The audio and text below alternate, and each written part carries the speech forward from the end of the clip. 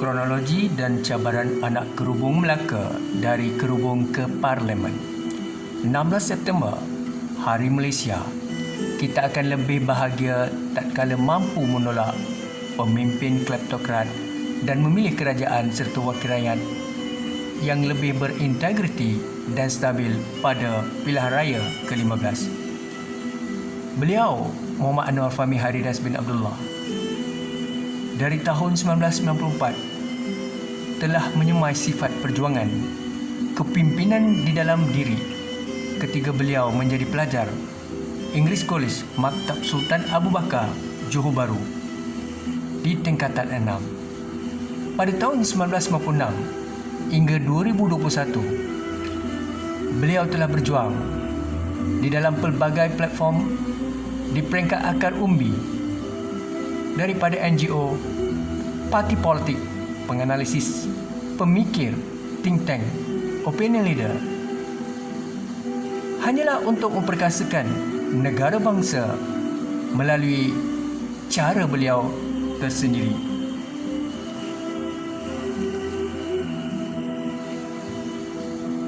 Kronologi Haridas Senggodayan ataupun Muhammad Anwar Fahmi Haridas bin Abdullah, anak yang dilahirkan di Estate A Division, Gatri. Ayahnya seorang kerani ladang kelapa sawit di bawah kumpulan Gatri. Anak bungsu dari 7 adik-beradik dari kumpulan keluarga B40. Beliau seorang olahragawan sekolah yang aktif, mempunyai iltizam, semangat yang tinggi untuk mencuba terusnya berjuang di dalam bidang akademik maupun sukan pantang dicabar. Olahragawan sekolah menengah Yumping, beliau menerima pingat emas Majlis Sukan Sekolah Johor MSSJ dalam acara jalan kaki. Seterusnya beliau melanjutkan pengajian di English College Maktab Sultan Abu Bakar, Johor Bahru. Beliau juga mendapat pendidikan pengajian tinggi di Universiti Teknologi Malaysia Skudai, Johor. Seterusnya Universiti Putra Malaysia Serdang. Merujuk kepada kelulusan akademik beliau, beliau seorang yang berlatar belakangkan anak yang sederhana dari segi aras IQ-nya kerana berasal daripada kawasan pendalaman yang kurang pendedahan. Namun beliau cuba bangkit, terus melangkah, menyaut cabaran, bermula dengan sijil bimbingan kaunseling UTM Skudai. Seterusnya ijazah Sarjana Muda Perhubungan Awam Universiti Putra Malaysia Serdang dan Master Komunikasi Korporat Universiti Putra Malaysia Serdang.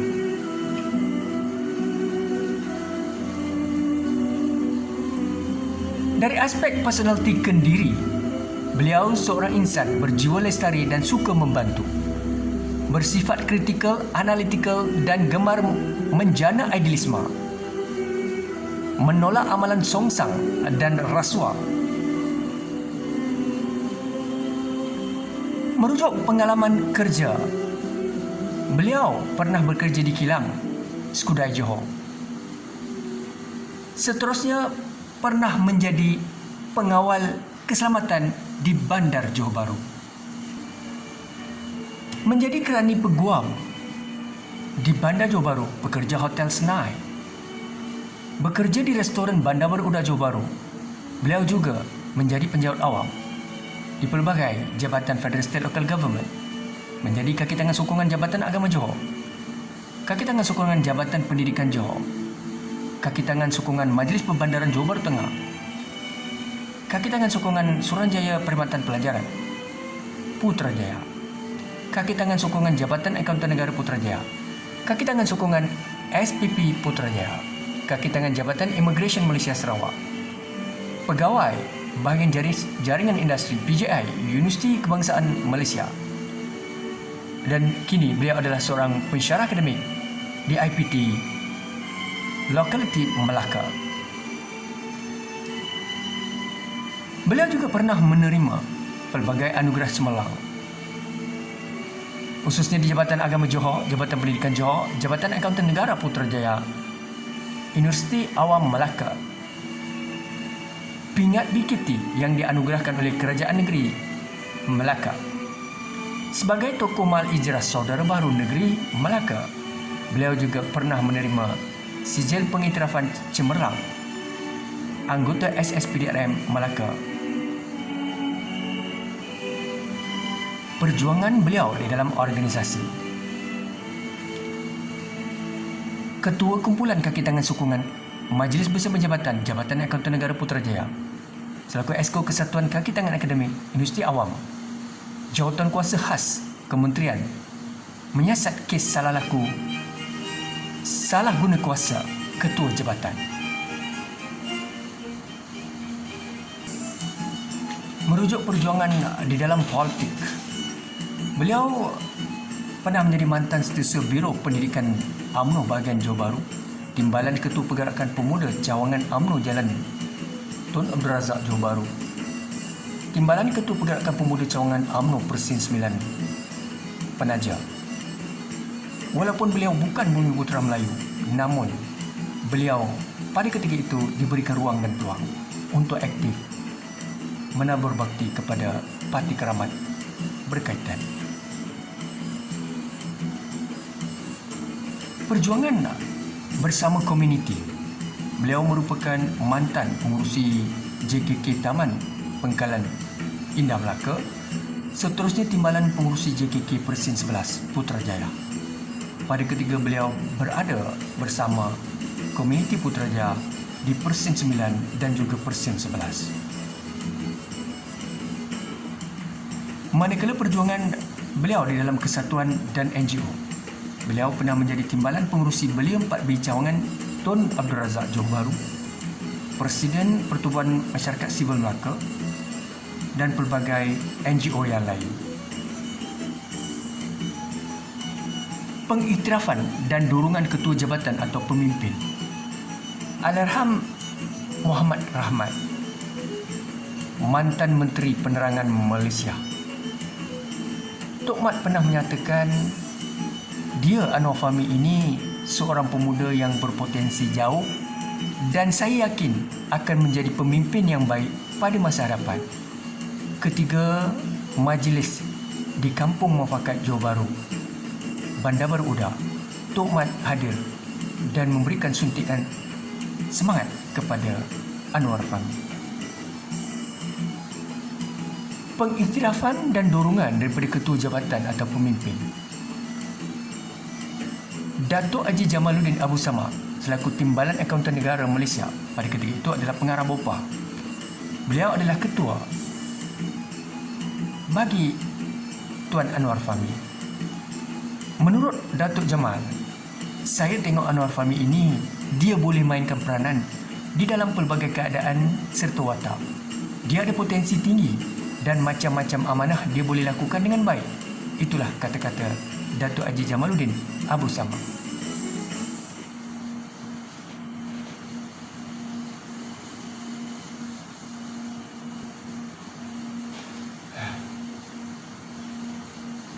Dorongan dan penghargaan daripada mantan menteri. Mantan menteri yakni mantan menteri pengajian tinggi YB Datuk Idris Yusof. Dalam satu majlis, mantan menteri menyatakan kepada beliau, "Doktor, you dari universiti mana? Idea you yang baik, saya hargai dan kita akan berikan pertimbangan." Ketiga, di dalam majlis sesi dialog bersama Yang Berhormat Menteri KPT. Dorongan daripada mantan TYT Melaka. Dalam satu majlis beliau bersama TYT, ketika bersalam bersama TYT, maka TYT menyatakan, "You banyak menulis, Doktor. I suka baca tulisan you. Dia akhbar sangat kritikal. Teruskan agenda percambahan ilmu dan pembinaan masyarakat." Tun dan beberapa pemimpin selalu menggelar ataupun bertanggapan Anwar Fahmi ini seorang yang memiliki PhD atau pensyarah akademik yang memiliki doktor, tapi sebenarnya tidak. Dorongan dan penghargaan daripada mantan Ahli Parlimen Pulau Johor, Allahyarham Datuk Haji Abdul Kadir Anwar. Anwar Fahmi ini macam anak saya sendiri. Dia memiliki akhlak yang baik dan suka bantu orang. Dan dia memiliki potensi yang amat positif. Itulah kata-kata Allahyarham Datuk Haji Abdul Kadir bin Anwar, mantan pengarah Jabatan Agama Islam merangkap Ahli Parlimen Pulai Johor dan Adun Kempas. Dorongan mantan Menteri KPM Dr. Masli Malik ketika Pakatan Harapan menjadi kerajaan 2018. Terima kasih di atas cadangan dan pandangan Tuan Yang Mohd Menteri amat menghargai. Setiausaha sulit Yang Mohd Menteri mengantar surat kepada Anwar Fahmi. Di antara pandangan idealisme, pelbagai saranan diantar kepada Federal State Local Government kepada Menteri Jemaah Menteri.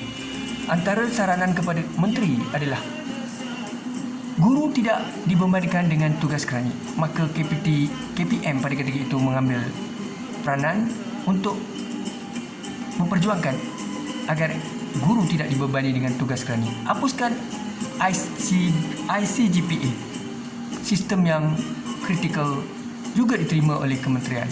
Gubal sistem pendidikan pengajian tinggi daripada budaya peperiksaan kepada pembelajaran pemerkasaan soft skill, problem based learning dan sebagainya. MPP diperkasihkan melalui pilihan kampus yang bebas, tidak ada campur tangan pihak universiti atau pihak luar. Mahasiswa dibenarkan berpolitik. Pelajar darjah 1, darjah hingga darjah 3 diubah sistem pembelajaran kepada sistem lebih kritikal seperti mana yang dilakukan di negara maju seperti Amerika, Australia, UK dan sebagainya. Tidak ada peperiksaan. Undi 18 tahun dibenarkan di kalangan mahasiswa. KPT dan KPM dipisahkan menjadi dua entiti yang berbeza. Pendidikan percuma yakni PTN dihapuskan seperti dalam manifesto Pakatan Harapan. Kenaikan pangkat melalui time base untuk khususnya guru dan juga pensyarah. Segerakan model belajar berenang di kalangan pelajar sekolah disebabkan ramai yang meninggal akibat daripada lemas.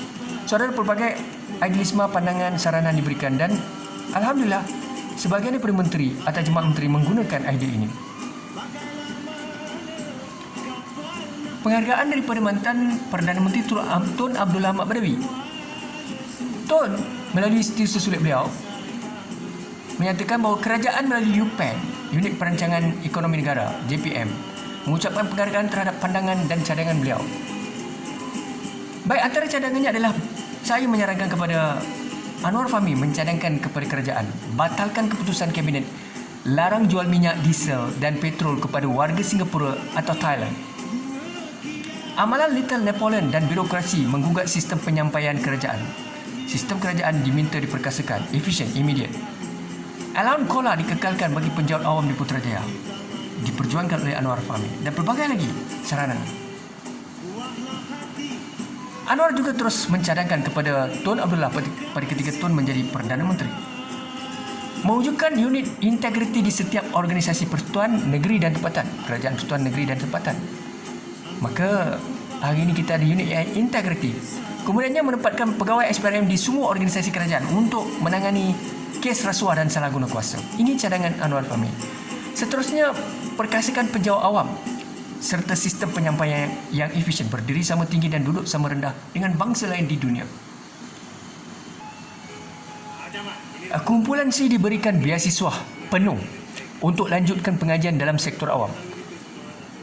Anwar memperjuangkan kerana kumpulan profesional sahaja diberikan ruang gaji penuh, manakala untuk kita memantapkan sistem penyampaian kerajaan atau delivery system, kita mestilah memastikan kumpulan C diberikan ruang dan peluang untuk cuti belajar, dan hari ini mereka diberikan ruang dan peluang untuk lanjutkan pelajaran.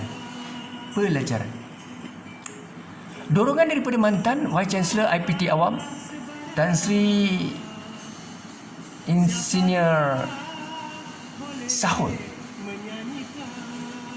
Baik, Tan Sri pernah menyatakan, you all jaga Anwar Fahmi ini, dia agak unik dan lain daripada lain.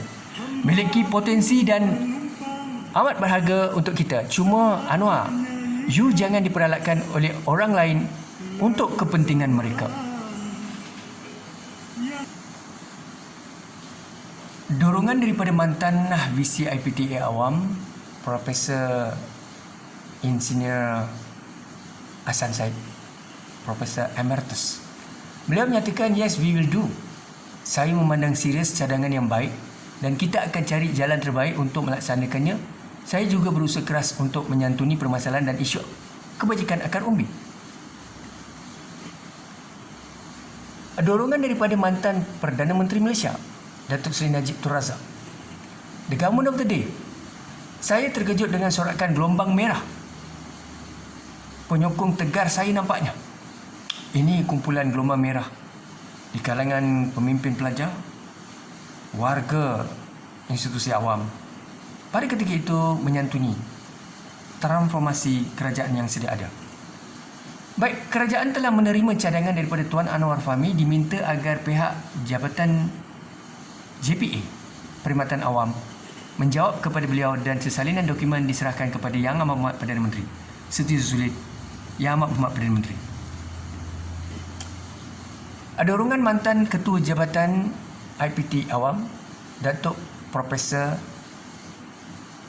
Dr. Mirzan Hitam. Dia Anwar Fahmi ini ada kekuatannya tersendiri. You all kena bijak menggunakan kelebihan yang dimiliki. Memang saya lihat dia agak unik dan kritikal. Anwar Fahmi sentiasa bersama Datuk Dr. Mirzan Hitam. Pada ketika itu, Anwar Fahmi menghormati Prof dan bekerjasama baik dengan beliau untuk membangunkan anak bangsa, menjaga hubungan baik dengan kerajaan negeri, persekutuan dan juga stakeholders, merencana agenda penjenamaan organisasi melalui media.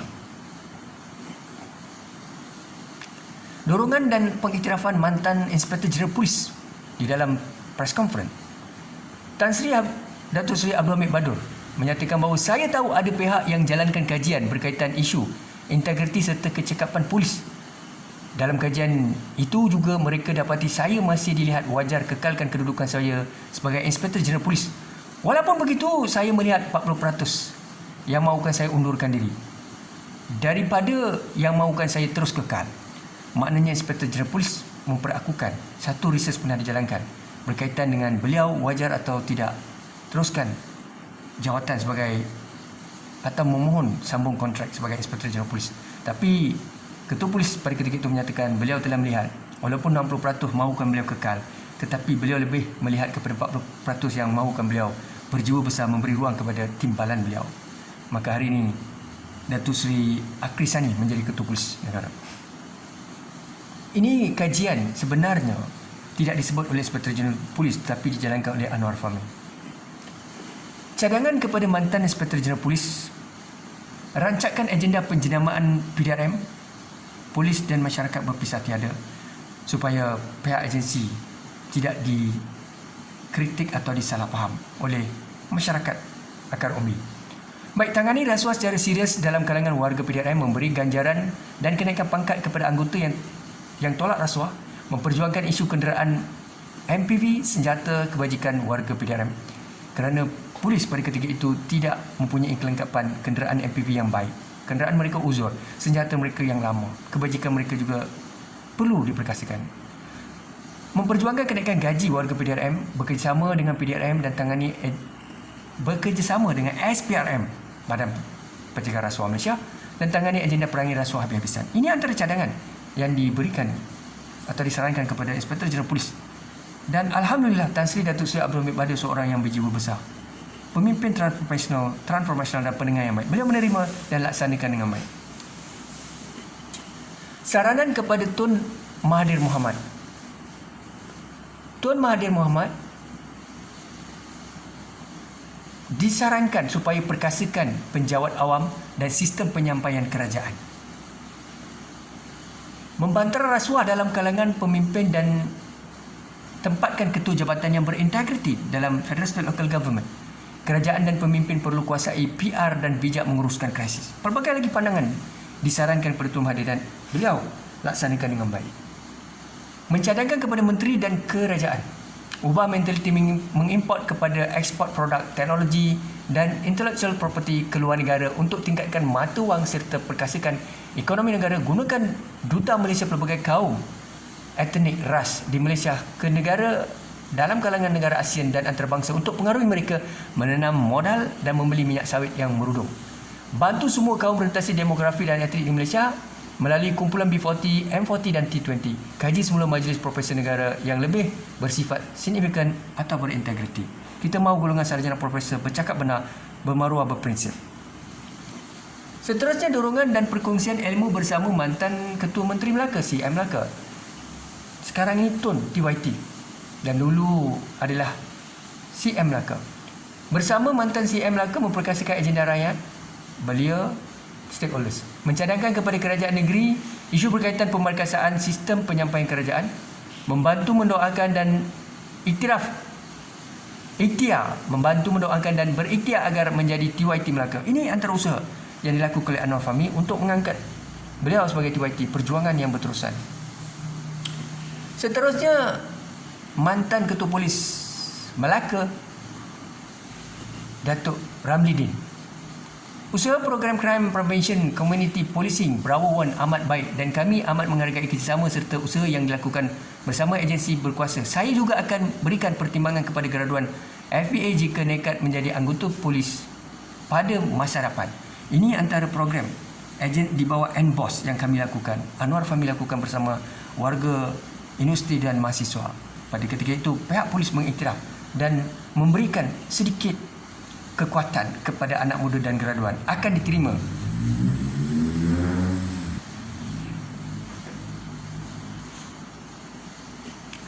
Dorongan dan perkongsian ilmu bersama mantan CM Melaka. Kita ada peruntukan yang banyak di Baitumal dan zakat, namun kita tidak gunakan secara maksimum untuk kebaikan ummah. Saya ambil maklum cadangan dan akan pertimbangkan. Ini mantan Ketua Menteri Melaka, Adli Zahari, seorang yang lestari, pendengar yang baik. Cadangan berkaitan, Anwar Fahmi membawa pelbagai cadangan kepada beliau. Cadangan perumahan rakyat B40, masyarakat Melayu India Cina Sabah Sarawak Karazan Protek Asli yang miskin perlu dibantu. Cadangan perkasakan industri pelancongan dan ekonomi Melaka. Cadangan memperkasakan penjawat awam dan organisasi kerajaan. Ini antara usaha dan cadangan Anwar Fahmi kepada kerajaan negeri pada ketika itu. Namun Anwar Fahmi juga menerima ujian dan dugaan kerana kemungkinan Pakatan Harapan pada ketika itu tidak begitu berjiwa besar kerana masih mencurigai scholars, think tank, opinion leader, orang awam. Walaupun Tuan Adli Zahari lestari, tetapi mungkin ada segelintir pemimpin pakatan yang sebaliknya dari sudut menerima pandangan ini. Ujian dan ancaman, penarikan beasiswa dan gantung pengajian UTM Skudai, menyokong reformasi. Beliau pernah diancam, disenarai hitamkan oleh SPAJ kerana menyokong reformasi, diancam dan diugut kerana mendedahkan salah laku rasuah di kalangan ketua jabatan, diancam dan diserang kerana membanteras dadah serta bekerjasama dengan PDRM, diancam dibekukan permohonan kenaikan pangkat kerana menjadi whistleblower, diancam diberikan tekanan serta dinafikan hak kerana dilihat melawan arus, dizalimi oleh rakan sahabat baik sebagai ustaz, menggugat ketenteraman keluarga Sakinah. Ustaz yang zalim sampai sekarang sukar dimaafkan ustaz ini. Menggugat, hasad dengki khianatnya cukup tinggi. Dicemburui dan dinafikan hak di dalam segenap platform maupun bidang yang dicemburi. Cita-cita dan harapan masa depan menjadi ahli Parlimen Malaysia dan berbakti kepada rakyat dan negara, menjadi ketua jabatan dan berbakti kepada rakyat dan negara, mengetuai agensi penguatkuasa dan membantah rasuah habis-habisan di Malaysia. Ini antara agenda yang mahu dicapai dan digapai. Sumbangan community, penulisan melalui artikel, perkongsian. Melaka bakal menyaksikan kerajaan gabungan selepas Johor. Ramai sangat datuk di Melaka. Anwar Fahmi ini seorang yang kritikal. Namun pengasut pembodik ini akan mengasut pemimpin untuk pemimpin dan frontliner membenci Anwar Fahmi hanya kerana Anwar kritikal, seorang berintegriti dan berani. Tetapi pengampu penjilat pembodik ini akan meracuni pemikiran pemimpin Federal State Local Government supaya pemimpin ini menjauhkan diri atau tidak memberikan Anwar Fahmi pengiktirafan maupun penghargaan. Penulisan dan pencambahan ilmu, rombakan kabinet tidak selesaikan masalah, calon politik perlu kuasai elemen komunikasi retorik, ketua tegas berintegriti bendung amalan rasuah. BN akan tumbang pada PRU14, skandal Wan Malaysia Dana dan GST bakal menggugat keyakinan pengundi pada PRU14. Cadangan yang dicadangkan kepada Yang Amat Berhormat PM agar batalkan segera GST maupun turunkan kadar kutipan cukai yang rendah. Pemimpin BN yang memiliki skandal termasuk PM perlu segera undurkan diri, jenamakan semula BN dan UMNO di kalangan pemimpin muda. Pandangan saya dinafikan dan dilihat adalah pro kepada Datuk Seri Anwar Ibrahim dan Pakatan Rapat. Akhirnya BN dan UMNO terawang dengan pandangan serta sokongan Majlis Profesor Negara serta sarjana. Kononnya BN akan menang besar pada PRU 14. Itulah apabila saya memberi pandangan, mereka menghina saya, memberi tekanan, jumutkan saya. Akhirnya mereka dengar pandangan sekolah sarjana pada ketika itu yang sebenarnya lebih kepada mengampu. Inilah yang kita selalu sebut. Jangan pandang hina, rendah kepada rakyat biasa atau mereka yang bukan sekolah atau mereka yang bukan golongan-golongan intelek. Kecemburuan dan salah guna kuasa terhadap perjuangan saya, personaliti yang berani lantang berintegriti menyebabkan keberadaan dan pelibatan saya di dalam lapangan dikawal nekat dijemukkan oleh mereka yang berkuasa baik di dalam politik, kepimpinan atau kesatuan. Saya sebenarnya senasib dengan Datuk Seri Anwar Ibrahim. Bagaimana Anwar berjuang, begitulah nasibnya sehingga ini tidak dapat menjadi Perdana Menteri. Saya tidak ada cita-cita nak mau menjadi Perdana Menteri, tapi mau berjuang saja. Tapi itu pun disekat. Perjuangan politik saya pada masa hadapan, saya bukan Bumi Putera Melayu, maka mustahil saya berada dalam UMNO. Dan saya kalau menyertai parti politik, mestilah parti politik yang bukan ekstrim kepada agama ataupun kaum. Kemudiannya saya melihat perjuangan saya di dalam sebagai calon DUN dan Parlimen itu mestilah dijadikan realiti sekiranya itu yang diizinkan Allah. Tapi ingatlah, politik ini adalah kerjaya untuk orang politik. Mereka tidak akan bagi ruang dan peluang kepada kita di akar umbi kerana mereka penuh dengan segala sendiwara dan pembohongan. Sangat sukar untuk menjadi calon kerana mereka bukan berjiwa besar. Mengapa ada individu yang musuhi saya? Kalau melihat pemimpin politik kerana mereka takut kedudukan mereka tergugat. Agensi-agensi atau ketua jabatan tertentu, mereka melihat ketegasan saya sangat berintegriti, mereka bimbang. Ustaz yang saya selalu sebut, rakan karib saya, makan dengan saya, bersama saya, tapi mengkhianati saya, seorang yang memusnahkan segalanya. Ustaz ini sukar saya maafkan, khianati keluarga dan seterusnya. Ketegasan saya juga tidak mampu dipahami oleh segelintir kepimpinan pengurusan. Baik, ujian dalam pertembungan agama dan budaya. Apabila saya daripada India memeluk Islam, maka rumpun Bumi Putera Melayu melihat saya mencurigai perjuangan disebabkan asal-usul sebagai mualaf. Manakala komuniti bukan Islam atau India dan Cina melihat saya, mereka curiga kerana saya hijrah kepada Islam. Agak sukar kerana pertembungan budaya dan cabaran. Baik, kita merancang sedang Allah Maha Perancang. Saya memiliki ketajaman akal namun tidak memiliki kuasa dan kedudukan atau pengaruh. Justru saya sedih melihat amalan salah guna kuasa, rasuah, uhutan serta kepimpinan yang rakus dan zalim. Cuma saya sedar bukan mudah untuk menjadi ahli parlimen dan ketua agensi penguasa kerana keberadaan dan perjuangan saya dilihat mengancam sistem kepimpinan mereka. Mungkinkah Allah akan berikan saya laluan untuk memimpin di dunia maupun sebaliknya abadi di akhirat? Resah manusia ketika hidup tidak akan ramai yang hargai kita, namun telah kita kembali meninggal, ramailah yang sanjung kita. Saudara, kita tidak tahu apakah nasib kita, tapi itulah, kalau ada rezeki di dunia, insyaAllah. Tujuannya bukan nak menjadi ahli politik atau menjadi sarjana profesor atau sombong belagak seorang yang mempunyai sikap dangkal, dengki, iri hati. Bukan begitu. Saya insaf, namun saya tidak pasti adakah Allah akan berikan saya ruang. Kalau bukan saya pun mungkin orang lain boleh menyambung perjuangan ini. InsyaAllah sehingga kita jumpa lagi. Assalamualaikum warahmatullahi wabarakatuh. Nandri syukran. Waalaikumsalam.